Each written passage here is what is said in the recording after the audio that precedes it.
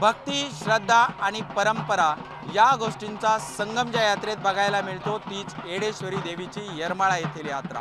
खरं तर गळ्यात कवड्यांची माळ आणि हातात नारळ घेऊन आई राजा उदो उदोचा जयघोष करत भाविक येरमाळा येथील येडेश्वरी देवीच्या यात्रेत सहभागी होतात।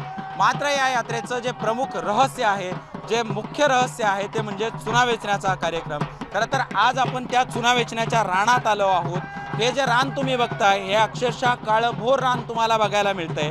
उद्या आजपासून यात्रेला सुरुवात देखील झाली आहे। मात्र उद्या या चुन्याच्या रानात पालखी येणार आहे, त्यावेळी भाविक चुना वेचतात आणि त्यावेळी चुना इथं दिसून येतो। आज आपण बघू शकतो पूर्ण जो हा परिसर आहे तो अक्षरशः काळ्या रानाचा परिसर आहे।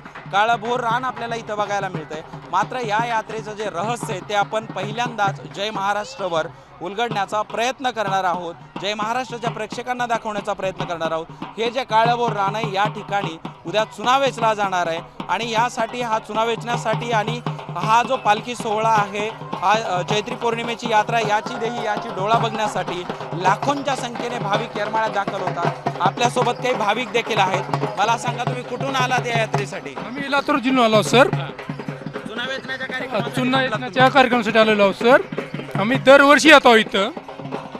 काय चुना वेचण्याची नेमकी काय परंपरा असते? काय परंपरा, तुम्ही कधीपासून चुना वेचताय? आम्ही खूप वर्ष झालं चुना वेचतो। चुना वेचायला आलो तेव्हा वरून आई येते, तेव्हा ह्या चुन्याच्या रानामध्ये आता कसं काळ आहे तसं उद्या काळ नाही, पांढरं शुभ्र असतं, खडे असतात ते खडे उचलायचे, आईच्या ह्याच्यावर हे करायचे आणि दर्शन घेऊन चालल्या जायचं।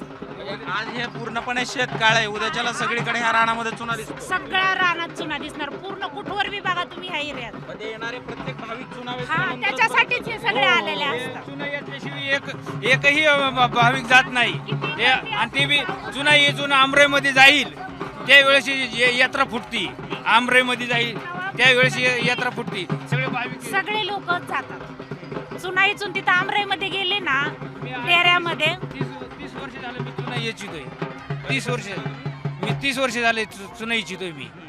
म्हणजे माझं वय काय भावना आहे देवीवर? माझी याडाईवर भावना आहे म्हणूनच मी येतोय, प्रत्येक वर्षी येतोय। हा, मला पावलेले बी आहे आणि माझी भावना आहे। असू नाहीतर नसू, पण आम्हाला ती बरोबर बोलवते इथं दरवर्षी निघून येतो बरोबर येतो। आपल्या जवळ उद्याच्याला यायचंय ना, आज पैसे नाहीत तरी आई याडा माय ना बोलवून घेते।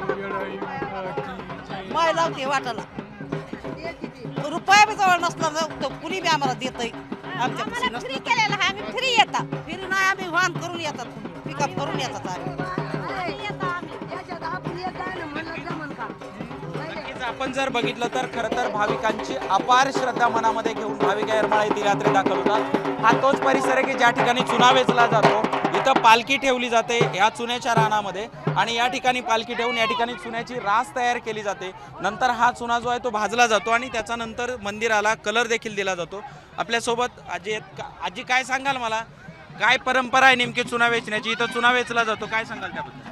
परंपरा पहिल्यापासून आलेली आबासाहेब पाटील त्यांच्या आयुष्यापासून आलेली। आबासाहेब पाटील त्यांच्या आयुष्यापासून इथं पालखी ठेवली जाते, तुम्ही बसलात इथं, पालखी ठेवली जाते आणि इथं चुन्याची रास केली जाते। काय परंपरा आहे? उद्या नाही इथं बसत, अशी प्रदक्षिणा घेऊन 5 प्रदक्षिणा घेऊन जाते आणि 5व्या दिवशी येऊन इथं बसते पालखी। हा, मग आमची मुलं आरती करते, ती प्रसाद वाटते, ती हे स्वच्छ धुवून काढते, ती याचा कपडा आहे 5 मीटरचा झाकायला। चुन्याची रास कुठे ठेवली जाते? इथं असते पुढं। कुठे बी आता लोक आता पूर्ण हे शेत सगळं रान काळं दिसतंय, उद्याच्याला चुना येतो इथं? हे काय असाच येतो, जास्त नाही असाच येतो। असं आहे. हा, पण या चुन्याचं नंतर पुढे काय केलं जातं? पुन्हा ही तुला या इथं रास पडलेली असते, मग तिकडं भटी लावते ती, गावातली गौरी आणून देते, ती चुना भाजला जातो। भाजला जातो। होळी लावतात का नाही तशी लावते ती, 2 पदर असे 2 पदर तसे अशी करून मोठी असं डोक्याच्या वर जात असते। आणि संध्याकाळी पेटवायची 4थ्या दिवशी आणि मग 5व्या दिवशी इचून असं रास बाजूला चढते, मग ते 5 पोती भरते ती, पुढे मंदिराला कलर दिला जातो। तिकडं मंदिराला देतात गाडी घेऊन।